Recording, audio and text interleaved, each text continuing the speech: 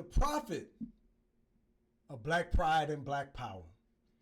They told us unity was impossible. They told us Africa was broken, scattered, and poor. But what they didn't tell us is that one man, decades before the civil rights marches or Pan-African hashtags, built a global movement of millions by preaching one revolutionary idea. Up, you mighty nation. Accomplish what you will. How about another edition of Black History that makes you go, Only in this episode, we're journeying into the 1900s to meet Marcus Messiah Garvey, a visionary who turned pride into politics, faith into a movement, and words into a worldwide change. They told us Garvey was just a dreamer, that his ideas were too big, ambitious, too bold, his plans too grand. What they failed to mention is that Garvey didn't just talk about liberation, he organized it. Here's what really happened.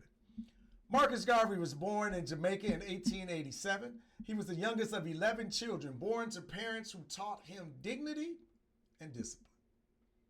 From a young age, he noticed how the darker-skinned workers were treated worse than those of lighter complexions.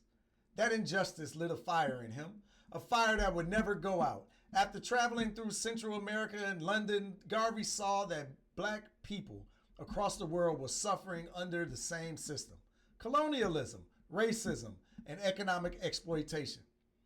He returned home with a mission to awaken the global African consciousness. And so in 1914, he founded the Universal Negro Improvement Association, the UNIA in Kingston, Jamaica. 2 years later, he brought that mission to the United States. By the 1920s, the UNIA had become the largest black organization in history. Millions of members across 40 different countries. They held massive parades in Harlem, where Garvey, dressed in military uniform with a plumed hat, led processions celebrating black pride, unity, and enterprise. He told black people, don't beg for a seat at someone else's table, build your own. Under the leadership of the UNIA, they launched businesses, factories, newspapers, and the Black Star Line, a shipping company designed to link black people across the world in trade and travel. Though the Black Star Line faced sabotage, corruption, and government persecution, the symbolism was powerful.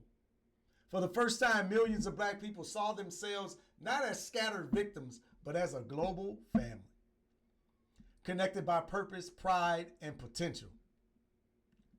Garvey believed that political liberation meant little without economic independence. He preached self-reliance, buy black, build black, be black, and proud. And he reminded us that the path to power is paved with self-love. Why does this still matter today? Because every modern black movement, from Pan-Africanism to Black Lives Matter, stands on the shoulders of Marcus Garvey. He gave us the blueprint for cultural confidence and collective power. He taught us that freedom without organization is just a wish, and that if we don't build for ourselves, we will always be building for someone else. The U.S. government labeled him a threat. J. Edgar Hoover's FBI targeted him relentlessly, calling him the most dangerous Negro in America. Eventually, Garvey was imprisoned on questionable charges at best and deported. But even in exile, he kept preaching the message that frightened empires, that the united black people cannot be enslaved.